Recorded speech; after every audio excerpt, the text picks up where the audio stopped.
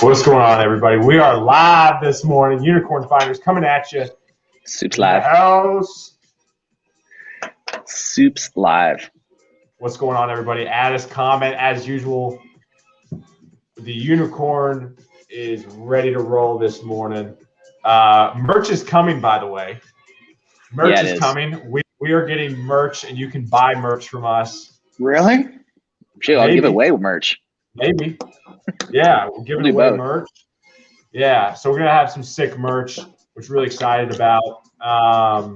Yeah, Dan, you're not getting any, sorry. Yeah. I don't want any. I'll make my own. We'll have unicorn tank tops for Dan in Tampa. Mm-hmm. Listen, I'd rock a fat tank. Top. Yeah. Everyone, thanks for tuning in. We're going to get ahead and get rolling in a second. Interesting topic today. We're going to talk about training internally, why it's important, but also war on talent. We just kind of were all chatting before we went live, and so we're gonna talk about that. Kathia, hello. Ooh, she wants a mug.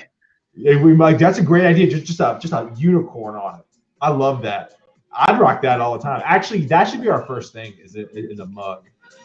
I want the dad cap. Same. Tank top and the mug. Same. Kishore, what's going on? We are international. We're international this morning. Hyderabad. What's going on? Thanks for tuning in, man. Oh, see, I want a coffee cup. We got two. We just got that's because Andrew's from Pacific Northwest. That's why he wants that coffee. Well, Andrew also sent me 2 bags of coffee. Andrew, I've been on a cleanse for the last 10 days. I'm gonna go ahead and tell everybody else again.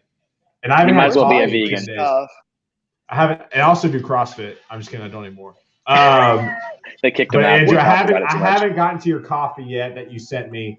I will update you on how great it is. Andrew, I drink coffee too. Do you? Yeah, see? I'm the only one that consistently has a coffee cup. I feel like I'm on the Today Show if I have a coffee cup, you know? Another one. 3 coffee mugs. Dude, we just got to go. Dan, all right. Hook us up. We need to have the logo and then have the blessing on it. Right? Because you're a blessing's a family of unicorns. It's a family of unicorns, right? So yeah. We'll discuss merch after the show. What do you guys think, huh? That sounds good. All right, well, let's get started. Thank you all again for tuning in to Unicorn Finders on this lovely Wednesday morning. Dan, before we get started, what's the weather down in Tampa? It's balmy right now. It is currently 72 degrees. Oh man, that's not a awesome. Cloud in the sky. We're not expected to have clouds until next Friday. Not this Friday, amazing. Next Friday.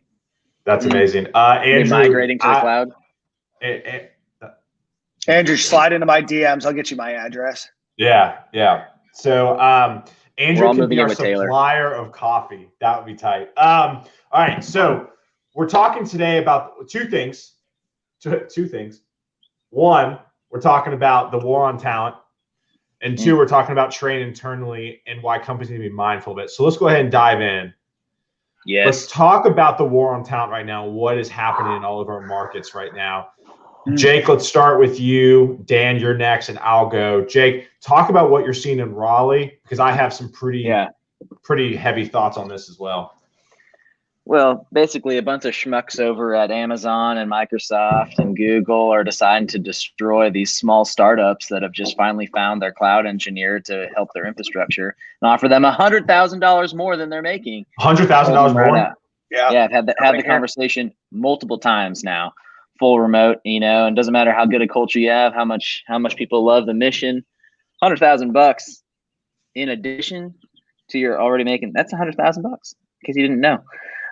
So it's been really interesting, and that's definitely been a pain point for some of these companies here that are, hey, we're so excited, we just finally got Series A, or we just got this next, and they still can't afford to keep their people, right? So it's been really interesting, which has led to a lot of our conversations around how do we grow our own talent, right? What are you guys seeing out in your market? Dan? Yeah, no, we're not getting the Amazon and Microsoft, but we're getting a lot of big medical firms, Bristol Myers Squibb. We've got Johnson & Johnson that came in. We got Amgen that came in. They kind of did the same thing. And what they did is say, hey, we need to staff up these, areas. And so we're saying, this position might be a $200,000 job in Tampa or in California. We'll pay $175 here. People here doing that job are making like 105, so they're just throwing in another 70,000. No matter like what you said, Jake, there's not much you can do to compete. I mean, I had a number of clients that were just like, our hands are tied, right? Like they loved us, but when you get a call to that's literally life-changing money, it's tough. And I think one of the biggest issues that Tampa has and has always had, and we're trying to work on through a couple of things, especially that's one of the things that I'm passionate about, is what do we do about growing our own talent, and what do we do when a company like that does come in? Yes, you might lose some employees, but what do you do to make sure that you have contingency plan? And I'll also say this, when companies are coming in, this is just a general thought. When you come into a new market, two things. One, don't be a douche and like mess up the market. I call them schmucks, right? But yeah. No, at the end of the day, like, if you're a company that's moving into an area, and I know that it's business and everything else, and that's fine, but at the end of the day, like, when you come in and you immediately infiltrate everybody's talent and try to steal everybody, like, you're then not like welcome into the community, right? There's a right way and a wrong way to do that. So like immediately your reputation is like, it takes a sour turn, just in the community. And the second thing you do is you set up a lot of people to fail. And what I mean by that is, a lot of companies come in, they pay a bunch of money. You might be making, $60,000. Like, hey, I can pay you $130,000. You realize, hey, maybe this person isn't worth $130,000. And now you displace that person. That person's on the market. They're like, well, on my last job, I was making $130,000. And they're like, now they can't find a job. Well, this job's paying $70,000. Like, well, but I'm worth $130,000. It's like, but anyway, sorry. I'm off mic. And same here too, right? I mean, Nashville has a Nash Dev Slack channel, right? So it's like 3,000 devs in Nashville for the most part. But what's happening now is clients are now coming into that Slack channel remote, because you're still able to post jobs, and starting to get everybody from that channel. And so it's like, it's one of these things right now. And that, again, if you're watching this right now as a job seeker, like, if you're a job seeker, like you're like, you gotta be jacked up, right? Because like this has kind of opened up the floodgates. If you're a hiring manager or tech lead and you're watching this by chance right now, or you're gonna watch this in the future, you need to be mindful and of how you hire, because at this point you need to overpay your best engineers, and you probably don't need to overstaff your company right now. This is why I kind of go, because I think a lot of people, there's just overstaff. We got this funding, let's just hire everybody. No, you probably need to pay your best guys and girls more, right? Focus on the people you have that are good first, make sure they are taken care of, and then let's look at hiring more people. Because I think a lot of times companies get so greedy, like, oh my gosh, we just got this funding, let's go hire on a hiring spree. No, you need to probably use most of that funding to bump up your top people so you don't lose those people. I agree and disagree at the same time. That's why we do this. Yes. So yes. Just skip the agree part. Just get to the disagree. That's why we're here. Taking care of your top people has always been a priority, right? As always should be. But you need to take care of the people that can understand your product and your architecture as a whole, because then you can take the risk to be able to hire more junior engineers. And put them into an already well-built environment. When we go in and we build something from our consulting practice, the whole point is that we can come in and hopefully build it correctly the first time, so that way they can take the risk to hire a more junior person to step into a well-built environment.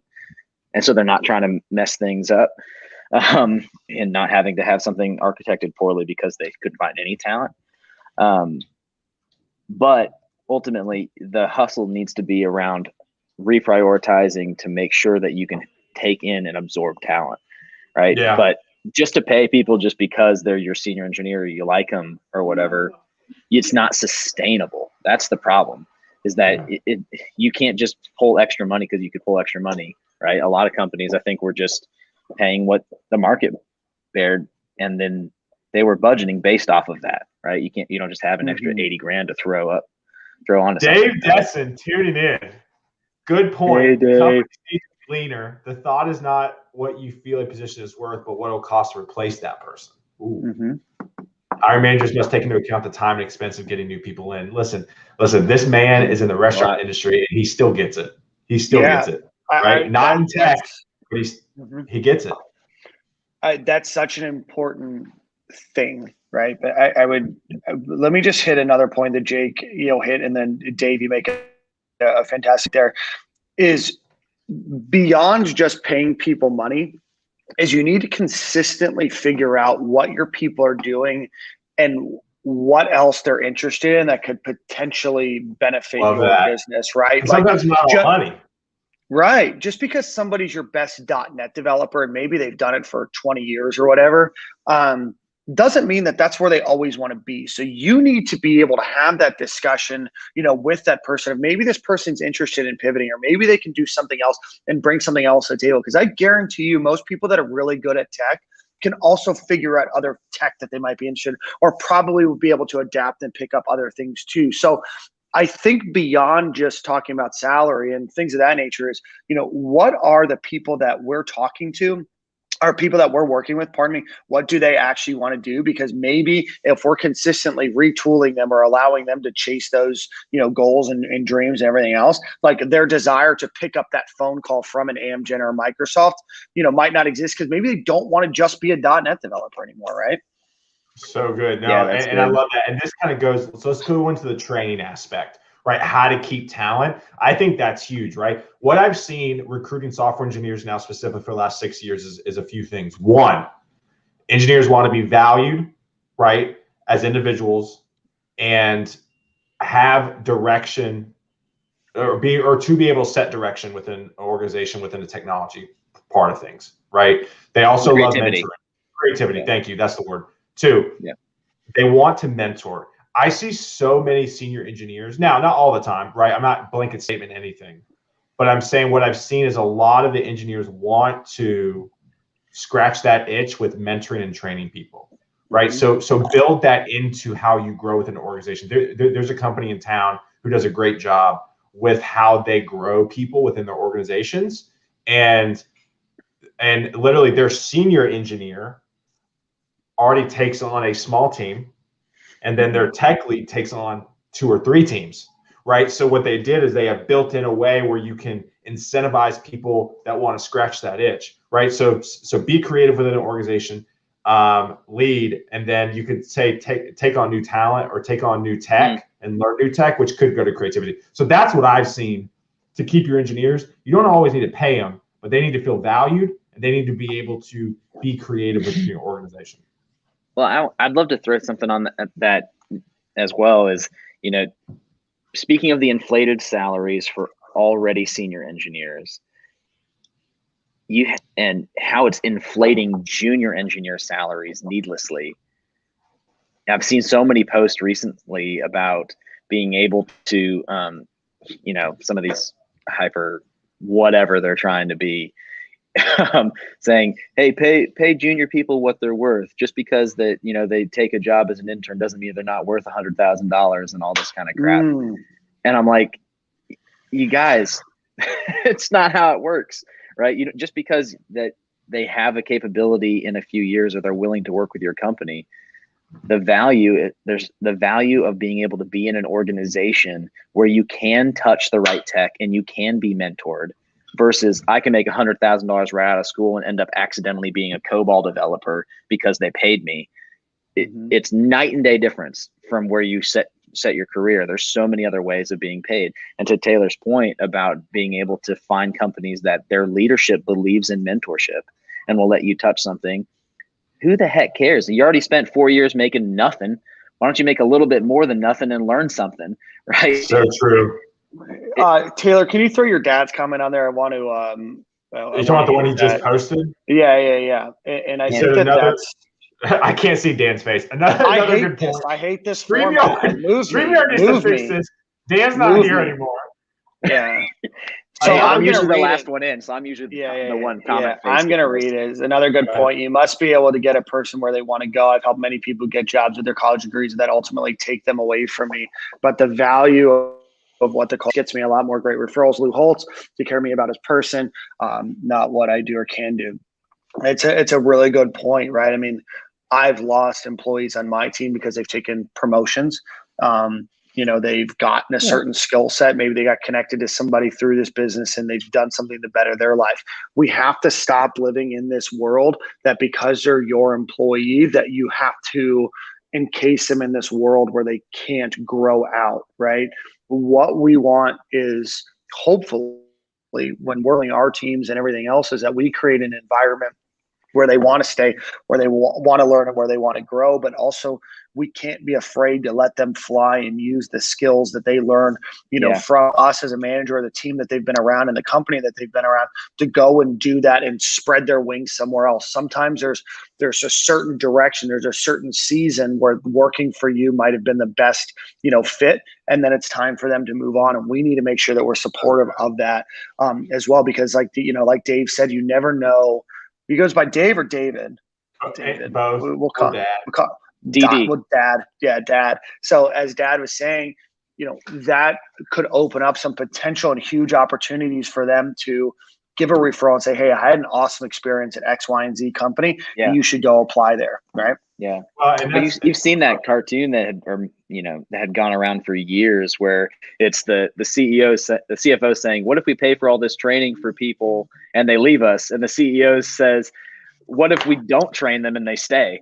Right. Yeah. It's like, no, and listen, I mean, I'll give props to my dad. I mean, it's, after working under a few managers when I was younger and now getting older and wiser in my 32-year-old of age, my dad does a great job of allowing people to move up, right? Like when I was serving tables or when I was busboying at his restaurant, I was like, hey, like I want to like become a server. And he was immediately like, okay, this is what you need to do. Now, one thing my dad does though, is he puts it on the individual.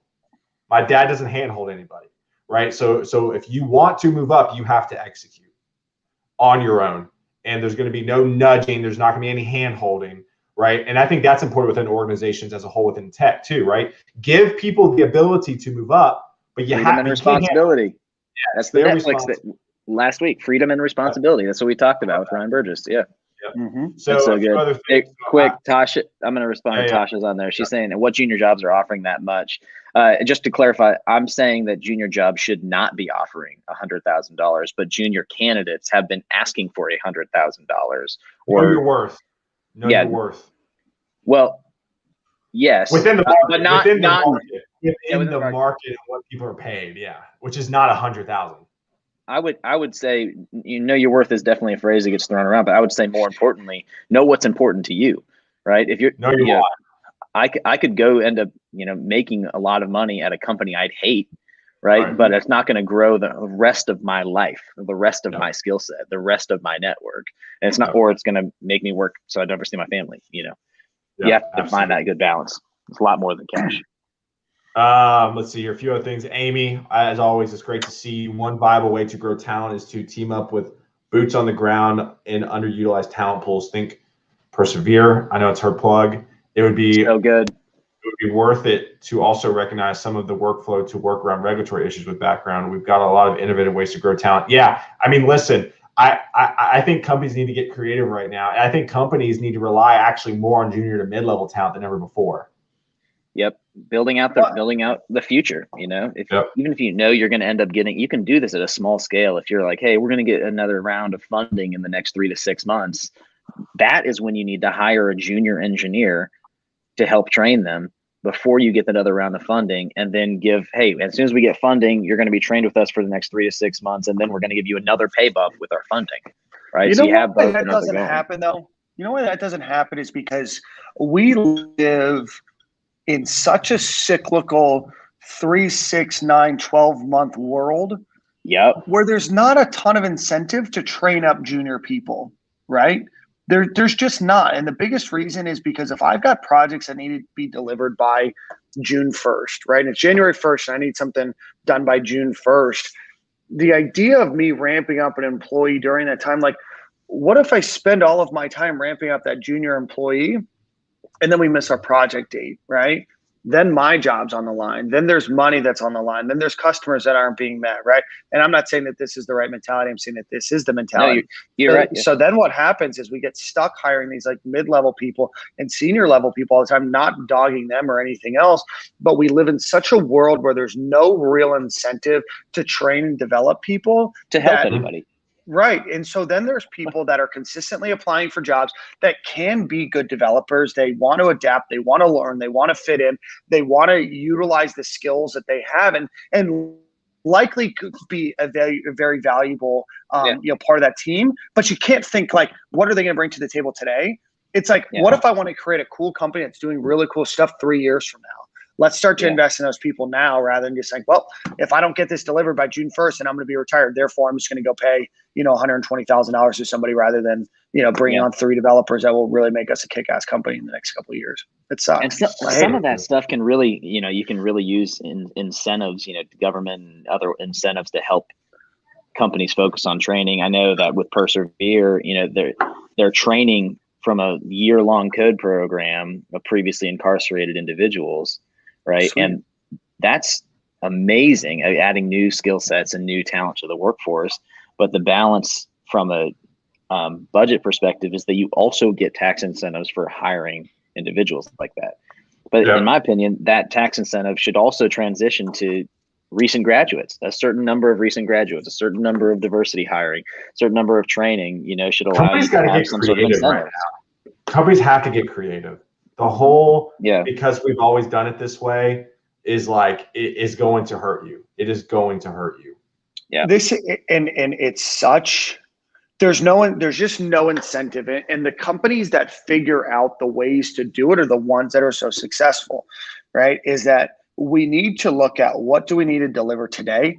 What do we need to deliver 6 months from now and a year from now? But ultimately, where do we see ourselves and where do we want to be in 2 years? That's where you start to need to make your hiring decisions. Not just, hey, how quickly can we cram bodies in here to get this done today? It's how quickly can we, or how properly can we make sure that we invest that our company is sustainable? Because it's like, great, you met your one deadline now. It's like, there's going to be another one in 6 months and you're going to run into the same problem. Yeah. Right. Because we're not doing anything about it. I don't know. So good. Sad. Sweet. Our discussion went like 700 ways. I love it. I know. I love it. Any other thoughts, comments before we wrap up? I mean, bottom line is that we're going to encourage you guys to invest in junior people. We just hired a junior person. We're putting that, is trying to do a career pivot. We're training them on some of the latest and greatest cloud technologies. They're going to sit underneath our director of cloud directly and just be over his shoulder, being able to look at everything that we're doing so that hopefully we can pour in. We're going to look to add 3 more of those types of people here soon. You can do it. You have to find the right people that have the aptitude and have the desire to learn and that you can trust. It's really purposeful and it takes a lot of effort, but ultimately it's worth it. It's just better for the world. I love it. Absolutely. You stay classy, planet Earth.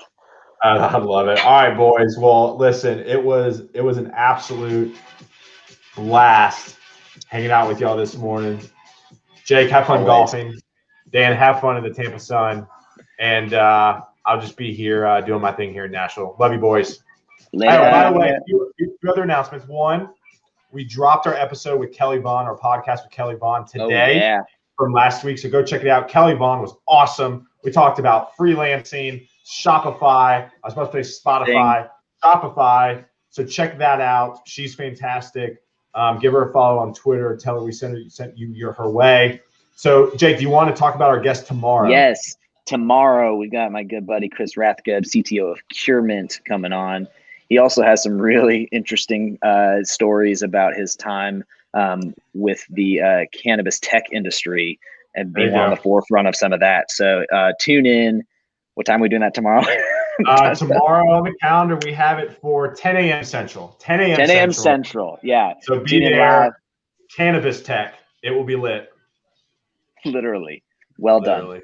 Is he a bud of yours? done. Hey, leave him alone, man.